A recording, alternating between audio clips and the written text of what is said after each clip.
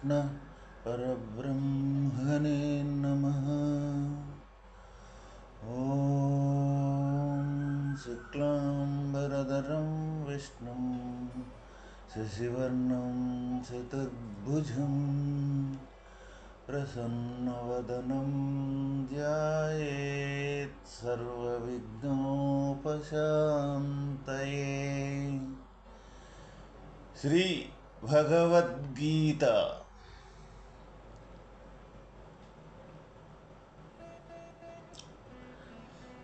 భగవంతునకు మిక్కిలి ప్రీతిపాత్రుడయ్యుండు జీవుని యొక్క మోక్ష విషయమై ఏ సంధియమును ఉండదు. అతడు కడతేరినట్లే యగును. ఎవరైతే ఇక్కడ భగవంతుణ్ణి మనం కొలుస్తూ ఉన్నాము, భగవంతుడికి పూజ చేస్తూ ఉన్నాము, భగవంతునికి సేవ చేస్తూ ఉన్నాము, భగవంతుని పూజ అని మనం చాలామంది అనుకుంటూ ఉన్నాం. కానీ ఇక్కడ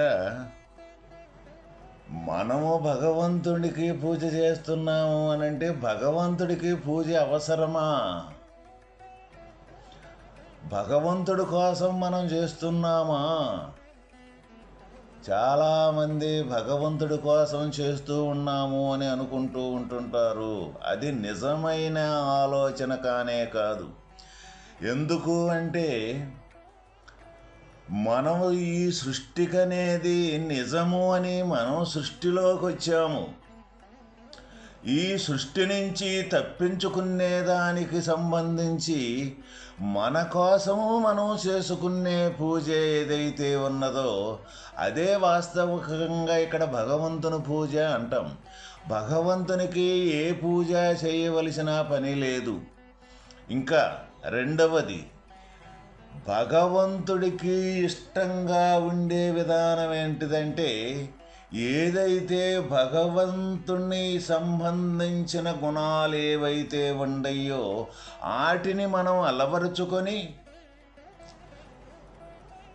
భగవంతునికి వ్యతిరేకంగా ఉండాటిని తొలగించుకొని ఆ భగవంతుని సమీపమునకు చేర్చేదానికి సంబంధించిన ఆ గుణాలనే అలవరుచుకొని ఆ మార్గాన ప్రయాణం చేయటం ఏదైతే ఉందో అదే వాస్తవికంగా భగవంతునికి ఇష్టము.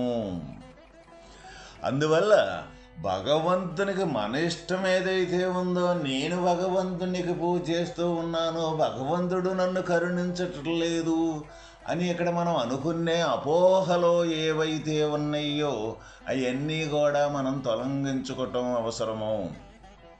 ఎందుకు అంటే ఇక్కడ భగవంతుని పూజ అంటే భగవంతుడు దగ్గర నుంచి జీవరూపకములో బయటికి వచ్చి ఇదంతా నిజము నిజము నిజము అనుకొని మనం ప్రయాణం చేస్తూ ఉన్నది మనం. ఇప్పుడు చేయవలసింది ఏంటిది?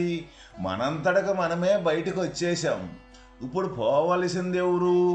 మనంతటక మనమే ఏ విధంగా అయితే ఈ బయట ప్రపంచం నిజమని వచ్చేసామో మళ్ళీ వాస్తవమైన భగవంతుని దగ్గరికి చేరుకోవటం మనకే అవసరం. ఏంటిది ఆ అవసరం అంటే ఈ బయటకు వచ్చి లేనిదే ఉన్నట్టుగా నిజము అని భ్రమపడి మనం బతుకుతూ ఉన్నాం కాబట్టి ఆ భ్రమను తొలగించుకుంటే వాస్తవమైన ఎప్పుడూ కూడా ఒకే రకంగా ఉండే శాశ్వతమైన పరమాత్మ తత్వం అనేది ఏదైతే ఉందో ఆ తత్వం యొక్క స్వరూపం ఇట్టిదని ముందు తెలుసుకొని ఆ తత్వమే తాను అవటం ఏదైతే ఉందో అదే మనకి సాధన. అది తప్ప రెండవది కంటికి కనపడకుండా మనసుకు గోచరించకుండా ఉండే సాధకుడు ఎవరైతే ఉంటారో వాళ్ళే ఇక్కడ భగవంతునికి ఇష్టలు. అదే ఇక్కడ మనకు భగవానుడు తెలియజేసింది. కాబట్టి ప్రతి ఒక్కరము కూడా భగవంతునికి ఇష్టంగా ఉండే గుణాలు ఏవైతే ఉండయో, పద్ధతులు ఏదైతే ఉండయో వాటిని అలవరుచుకొని ఆ పద్ధతిని నడవటం ఏదైతే ఉందో దాన్ని మనం తెలుసుకొని ఆ పద్ధతిని ఆచరించటం చాలా చాలా అవసరం. ఇంకా ఇంకొక విషయం ఏంటిదంటే, ఇక్కడ ప్రతి ఒక్కరము కూడా మన అవసరము అని ఎవరము కూడా అనుకోము. ఈ జనన మరణం అనే చక్రములో, ఈ పుట్టి పెరిగి నశించే ఈ చక్రములో తిరిగి నానమైన అవస్థలు పడుతూ ఉన్నాము. ఈ అవస్థల్లో నుంచి బయటపడాలి అనే యొక్క విషయం మనకు కలగందే ఎటువంటి పరిస్థితుల్లో కూడా ఈ విద్య అనేది ఎవరికి కూడా వంట పట్టదు. మారాలి అంటే ఎవరైతే మార్పుని కోరుకుంటారో, మార్పు అనేది అసలు ఎందుకు మార్పు కావాలి, నేను ఇది మొత్తం ఈ సంసారం అనే అడవిలో పడ్డాను, ఈ అడవిలో నుంచి తప్పించుకునే దానికి సంబంధించిన మార్గం ఏదైతే ఉందో అది కావాలి నాకు అని ఎవరికి వాళ్ళమో మనం కోరుకొని ఎవరికి వాళ్ళమే మనం మారాలి. ఒకరు భగవంతుని యొక్క తత్వం కానీ, గ్రంథం కానీ, పెద్దలు మహనీయులు గురువులు కానీ మనకి ఆ మార్పు మనకి కావాలి అనుకున్న వాళ్ళకి సహాయము, మార్గాన్ని చూపించే వాళ్ళే కానీ ఎటువంటి పరిస్థితుల్లో కూడా ఆ తత్వాన్ని తీసుకొచ్చి మనకి నెత్తిన పెట్టి ఇదని ఇచ్చే పరిస్థితి మట్టికి ఎప్పటికీ కానే కాదు. ఎందుకు అంటే భగవంతుని యొక్క తత్వం నిశ్చితంగా నిర్భయంగా ఎప్పుడూ ఉన్నది. అక్కడ ఉన్న తత్వాన్ని ఇంకొకరు కానీ తీసుకొచ్చి ఇచ్చేది అంటూ ఏమీ ఉండదు అక్కడ. మరి ఉండతత్వాన్ని మరి ఎందుకు మనం మరి పొందలేకపోతున్నాం, అది అవ్వలేకపోతున్నాం, అదిగా ఉండలేకపోతున్నాము? ఉండతత్వాన్ని వదిలేసి అంటే మరుపు చెంది లేనిది కల్పింపబడ్డ ఏ జీవతత్వం అయితే ఉందో, జీవుడు అంటే పరిధిని ఆపాదించుకున్న జ్ఞానమే జీవుడు. ఈ శరీరమే నేను అనుకున్న యొక్క స్వాభావికమే జీవతత్వం. అది నిజము అనుకుంటున్నాం కాబట్టి మనకు వాస్తవమైన ఈ నేననేది ఎక్కడి నుంచి తయారవుతూ ఉన్నది అని ఆ తయారయ్యే కాడకి పోవటమే ఇక్కడ వాస్తవమైన దైవ మార్గము. కాబట్టి ఇది ఎవరికి అవసరం, ప్రతి ఒక్కరూ కూడా ఎవరికి వాళ్ళు గుర్తించి నేను ఈ సృష్టిలోకి రావటమేంది, కొంతకాలం ఉండటమేంటిది, ఎక్కడి నుంచి వచ్చాను ఈ నేన్ని, మరి ఎక్కడ ప్రయాణం చేస్తూ ఉన్నాను, మధ్యలో కొంతకాలం తర్వాత మళ్ళీ ఎక్కడికి పోతున్నాను అని ఈ మూడింటి యొక్క ఆన్సరు, ఈ మూడింటి యొక్క సమాధానం తెలుసుకునేదానికి ఎవరికి వాళ్ళే ప్రయాణం చేసి తన నిజతత్వం ఏదైతే ఉన్నదో ఆ నిజతత్వాన్ని పొందటమే ఇక్కడ వాస్తవమైన భగవంతుని యొక్క మార్గం. కానీ కొంతమంది యొక్క ఈ మొట్టమొదట ఈ తప్పడడుగులు వేసే పిల్లలు కానీ, లెగుత్తా పడతా ఉండే తప్పటడుగులు వేసేవాళ్ళు ఏ విధంగా ఉంటారు అంటే మార్గములో ఆ గురువు మంచివాడా, ఈ గురువు మంచివాడా, ఆ గురువు చెడ్డవాడే, ఆ గురువు దగ్గర అటువంటి ఈ పనులుండయ్యే, ఈ గురువు దగ్గర ఇటువంటివి ఉండయ్యని తను వచ్చిన సంగతే మనం దేనికొచ్చాము, మన సంగతి మనం చూసుకోకుండా ఈ గురువులకు కూడా పెద్దలకు కూడా నెపాన్ని నెత్తిన పెట్టే యొక్క శిష్యులు కూడా చాలామంది ఉన్నారు. మనం వచ్చిన పని దేనికోసం వచ్చాం, మొట్టమొదటి అందువల్ల గురువుని గుడ్డిగా నమ్మకూడదు అని మనకి ఇక్కడ శాస్త్రంలో చెబుతూ ఉన్నారు. అదేవిధంగా శిష్యుణ్ణి కూడా అంత గుడ్డిగా తీసుకొని తరించగలుగుతాడా లేదా, కొంతైనా మార్గాన్ని ప్రయాణం చేయగలుగుతాడా లేదా అన్న విషయాన్ని కూడా గురువుని గుడ్డిగా నమ్మకూడదు, శిష్యుణ్ణి కూడా చేరుతాడా లేదని కూడా ఈ గురు శిష్యులు అనేది సంబంధం అనేది ఆ విధంగా దైవ మార్గాన్ని ప్రయాణం అయ్యేదానికి సంబంధించిన దోహదపడుద్దా లేదా, వాని సంపూర్తిగా తత్వాన్ని పొందిన ఒకవేళ పొందకున్నప్పటికీ కూడా మార్గాన్ని అయితే ప్రయాణం చేసే విధానం అంటూ తప్పనిసరిగా ఉండవలసినదేను. ఈ తీరుగా మనం వాస్తవ తత్వం కావాలని కూడా ఈ గురువులను కూడా అట్లా ఇట్లా అని మనం పేరు పెట్టి ఏలు పెట్టి చూపించటం జరుగుతూ ఉన్నది. అది గురువుల లోపం, బహిర్గతకు సంబంధించిన లోపాలు ఉన్నప్పటికీ కూడా వాస్తవమైన తత్వం, దైవతత్వం, దైవ మార్గం ఉన్నదా లేదా అన్నది మనం నిర్దిష్టంగా మొట్టమొదటే మనకి ఏదైతే నిత్యానిత్య వస్తు వివేకం ఏదైతే మనకి కలుగుద్దో అటువంటి నిత్యానిత్య వస్తు వివేకం కలిగిన శిష్యుడు ఎవరైతే ఉంటారో తప్పనిసరిగా గురువు దగ్గర వాస్తవమైన దైవ మార్గం ఉన్నదా లేదనేది మనకు తెలుసుద్ది. అక్కడ ఉన్నది అని మనకు నిర్ధారణ జరిగినప్పుడు మనం వాస్తవమైన వాళ్ళ బహిర్గత విషయాలకు సంబంధించిన ఏవైతే ఉంటాయో వాటిని పట్టుకొని వేలాడేదానికంటే వాస్తవమైన తత్వాన్ని పట్టుకొని మనం ముందుకెళ్ళి మనం తరించే మార్గాన్ని ఎన్నుకొని తరించటమే వాస్తవమైన శిష్యుడి యొక్క లక్షణము. కాబట్టి ఇక్కడ భక్తుడు అంటే ఎవరంటే భగవంతునికి ఇష్టమైన వాడు భక్తుడు అని మనకి ఇక్కడ భగవానుడు తెలియజేయడం జరుగుతుంది. ఇప్పటిదాకా ఈ భక్తి యోగాన్ని గురించి భగవానుడు మనకు తెలియజేసి ఇక 13వ అధ్యాయం క్షేత్రజ్ఞ విభాగ యోగము అంటే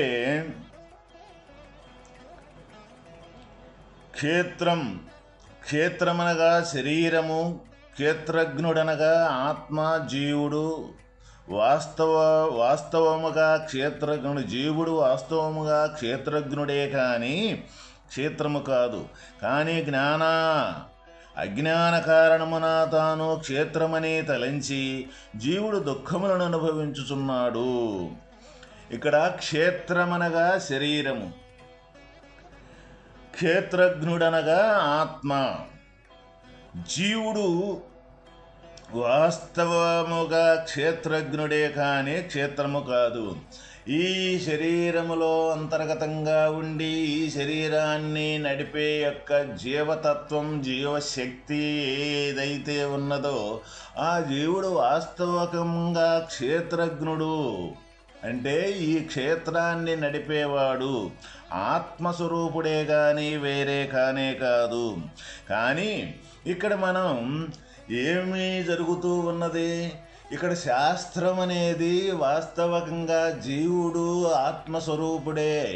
ఆత్మ అంటే ఇంకా రెండవ వస్తువు లేదు, వస్తువు అదే తప్ప రెండవ వస్తువు లేదు అన్న నిర్ధారణ జరిగిన యొక్క స్వరూపమే ఇక్కడ ఆత్మ. అంటే ఎప్పుడూ కూడా చలించనిది, అంటే కదలనేది, ఒకే స్థితిగా మార్పులు చేర్పులు చెందని యొక్క స్వరూపమే ఇక్కడ ఆత్మస్వరూపం. అంటే ఇక్కడ మారతుంది, మార్పు కనపడుతుంది అంటే జీవుడు ప్రవేశం అని మనకి ఇక్కడ తెలుసుకోవటం చాలా చాలా అవసరం.